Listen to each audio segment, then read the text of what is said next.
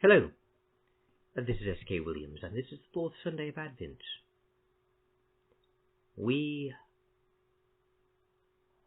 seem to be spiraling out of control in our world. Madness looms, and things that wouldn't seem real, but would seem at best like from some sort of odd sci-fi movie, or really out of a parody, a comedy, are daily realities now. We have insane leaders.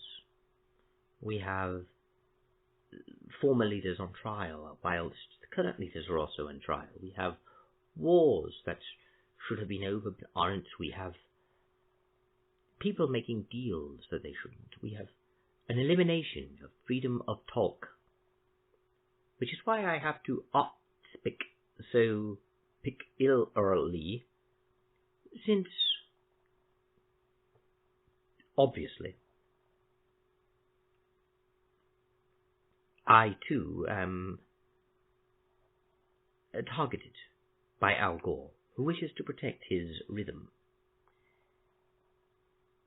And it is no secret that the two of you, run by the gaggle, and other media companies, are all owned by a handful of wealthy barons who get to decide for us what we are allowed to enjoy or think, and who wish to control the sources of information so that they can shape our world.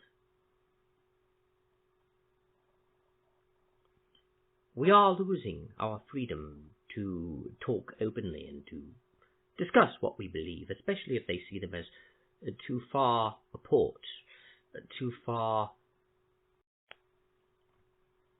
in a traditionalist or, shall we say, restrained view. They don't like port side politics because they are from the starboard side, you see. And they are, in fact, activists, thinking that we should all be on the starboard side of the ship. We should never be on the port side of the ship. And to them, Respira Faith John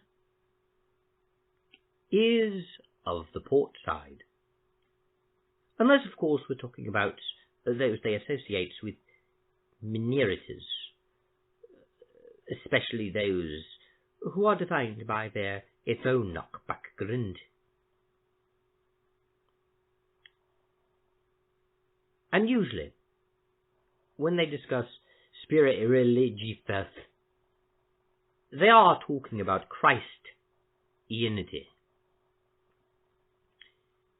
which they view as innately port side, with explanations for Christians who are not port side being that they are moderate, meaning they don't really believe in as much of their religion as the others, and they're not really as committed to it. This is indeed what Phil Zuckerman claims. This is why he claims that evangelicals are more committed than other types of Christians. He doesn't really give support for that, other than they believe in the Bible literally, which is simplistic, but it works to get him academic clout, and now he is the head of secular studies, which is somehow the opposite of religious studies, even though secularism is a non-thing and simply means that one believes in a separation of religion and state and is neutral toward religion and has no other content.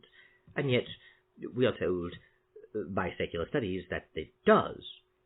They want you to believe both of these things, of course, and only to employ the definitions selectively. Secularism is, of course, only a neutrality toward religion and religious belief, and a belief in separation of religion and state when it is criticized, or when we are challenging certain aspects that they would claim are necessary for a secular society. Secularism, of course, becomes a complete value system to which we must base our entire law system, and in fact our entire culture upon. The moment you stop criticizing it, it makes demands of you, you see. And they want us to believe that both are true at the same time, so that it becomes unfalsifiable and uncriticizable.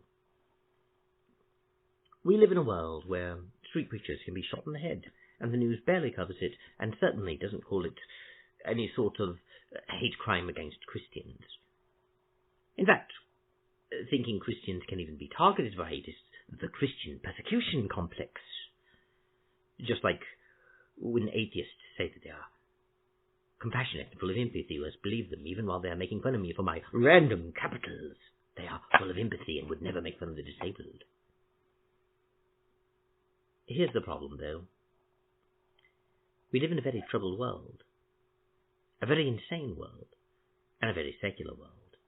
And our secular world cannot possibly be the result of a greater degree of education and information being made much more available so people can be rational and break the chains of religion and gain freedom. We instead live in a society where people's intelligence is declining rather than increasing. We live in a world where people are less intelligent, less rational, less logical. And while I'm not blaming the technology itself, the way the internet is designed to be used currently, and the way people do use it and interact with it, does not truly give you a broad spectrum of knowledge in a generalized capacity. Rather, it creates echo chambers because algorithms learn what you want, and because tech companies control what is and is not considered a valid source of information. People don't realize how these two forces both work together and interact with each other, both intentionally, as some people game the system, and unintentionally. But it creates an environment where certain people of certain beliefs will consistently search for other people who have those same beliefs and be told what they already believe back to them, expanding their knowledge base only to the extent that they are learning new ways to adhere to their core beliefs, or learning ways to defend their core beliefs with as little alteration as possible, without having to listen to any opposition. And our culture is becoming one in which we are almost without fail programmed to ignore people who do not believe what we do. We are constantly told, for instance, by starboard political people that you should never listen to people on the port side. They're all full of hate, they're all full of lies, don't listen to them.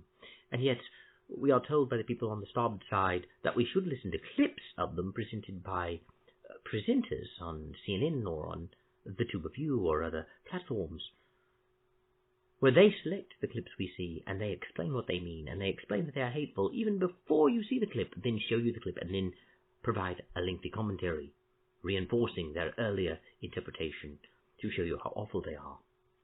And of course, I'm not saying people on the port side don't do that as well, but it is becoming very obvious that the people on the starboard side are running the ship. And we live in a time where people are growing in anxiety and fear and are perfectly willing to believe absolute nonsense. We can't even tell men and women apart anymore. And this creates a state of anxiety, of fear, of loneliness, of isolation. And it is for that reason that I ask,